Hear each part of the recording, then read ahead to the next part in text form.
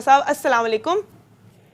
जी वालेकुम सलाम। बहुत बहुत शुक्रिया सर अपना कीमती वक्त देने का। मेरा आपसे सबसे पहला सवाल यहाँ पर भी जो बात हो रही थी वो ये है कि पार्लियामेंट्री जो इश्यूज हैं या जो आगे जो कौमी मसाइल हैं उनके ऊपर बात नहीं होती। सिर्फ ऐसे लगता है कि कुछ पर्सनल अटैक्स जो हैं वो पार्टीज एक दूसरे पे कर रही हैं, इसके अलावा कुछ नहीं होता है। आपको एक शॉर्ट में सुनाना चाहूंगी जो मुराद सईद ने कहा है इन रिप्लाई टू जब बिलावल भुट्टो सरदारी रहे थे, ये सुन के उसके बाद आपसे सवाल करेंगे, प्लीज सुनिएगा। बिलावल जो कि एक पर्ची वाला हादसाती चेयरमैन बना हुआ है, मैं उससे चंद सवाल करता हूं कि जरा बेटा ये तो बता दो कि 1 साल की उम्र में कंपनी के डायरेक्टर बन गए, उस पे तो खुश हो, लेकिन अगर आपसे सवाल होता है कि पैसा कहां से आया तो आप शोर शुरू कर देते हो। राना सनाउल्लाह साहब, बात यह है कि कोई भी जो है मतलब ऐसे लग रहा है कि कौम के मसाइल पे बात करने को तैयार नहीं है, सिर्फ यही जो है जुमले कसना एक दूसरे की तरफ आ रहा है। और जब भी अपोजिशन की तरफ कुछ फॉरवर्ड कोई चीज पेश भी की जाती है तो अपोजिशन ऐसे ही रिएक्ट करती है, कभी वॉकआउट कर जाती है, कभी आगे से शोर शराबा शुरू कर देती है। इसकी क्या वजह है? देखिए, ये जो एजेंडा इस वक्त सेट हुआ है उसमें इमरान खान साहब जो है उनके यानी एजेंडे के मुताबिक कह लें या उनकी सोच के मुताबिक कह लें कि उनका ये कहना है कि इस मुल्क का कोई और मसला नहीं है पाकिस्तान का, मासवाए इसके कि मियां नवाज शरीफ को या शरीफ फैमिली को और आसफ जरदारी को या उसकी फैमिली को पीपल्स पार्टी या PMLN जो है इनको खत्म कर दिया जाए।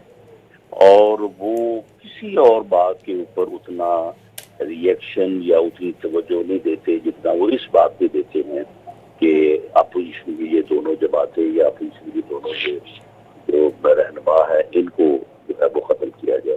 तो उसके मुकाबले में फिर अपोजिशन के लिए भी सबसे बड़ा मसला जो है वो इमरान खान साहब ही है।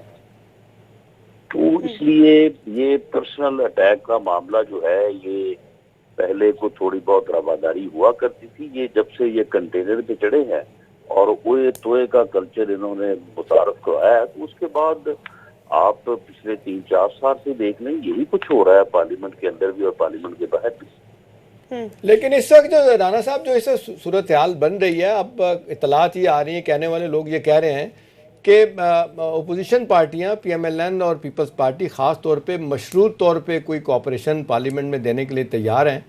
और उस हवाले से कहा जाता है कि जी 1.5 साल के लिए एहतसाब का अमल जो है इसको मौखर कर दिया जाए और ये पकड़ दकड़ का सिलसिला जिसमें पॉलिटिशियन भी हैं, सनतकार भी हैं, सरमायादार भी हैं, और इसको ख़त्म किया जाए, रोक दिया जाए। और कि जी इकॉनमी जो है ना वो economic governance is being question, तो बेहतर तरीका यही है कि जी पहले आप थोड़े अरसे के लिए रुक जाएं और फिर उस सूरत में हम कोऑपरेशन आपको देंगे। आप देखते हैं, लगता है आपको ऐसा? नहीं, ऐसी कोई बात मेरे इल्म में नहीं है कि ये किसी जमात की तरफ से जो है ये कहा गया हो या इस बारे में कोई किसी किस्म की जो है वो गुफ्तगू हुई हो। हाँ, वहाँ पे एक जो आम बात जो यानी कॉरिडोर्स में या अदरवाइज जहाँ कहीं भी आप बात करें कि इकॉनमी जो है उसका बेड़ा गर्क किस तरह से हो गया है कि जो इन्होंने ये जो यानी अपोजिशन के खिलाफ इक़दाम शुरू किए हैं और जिस किस्म का खौफ व हरास अब मिसाल के तौर पे इन्होंने जाली अकाउंट्स का मसला जो है वो शुरू किया है। अब हालत ये हो गई है कि कोई बंदा जो है वो 1 लाख रुपए का चेक लेने को तैयार नहीं है। आम आदमी के साथ आप बात को कहते नहीं मुझे तो पैसे दे, मैंने बैंक वाले चक्कर में मैं नहीं पड़ा। कोई आदमी जो है वो यानी बैंक में पैसे रखने को तैयार नहीं है। यानी आम कारोबारी आदमी, मेरा ताल्लुक एक ऐसे शहर से है जो कारोबारी शहर है, आम आदमी जो है उसकी वजह ये है कि हमारी जो इकॉनमी है वो तकरीबन 30% 35% डॉक्यूमेंटेड है और 70% अनडॉक्यूमेंटेड है जी। हमारे कारोबारी लोगों ने एक पक्का खाता रखा होता है जो वो इनकम टैक्स से डील करते हैं और एक कच्चा खाता रखा होता है साथ ही। एक अकाउंट वो है जिसका उन्होंने इनकम टैक्स के रिकॉर्ड में जिक्र किया हुआ है, एक अकाउंट साथ ही वो है जिसका उन्होंने जिक्र नहीं किया हुआ। राना साहब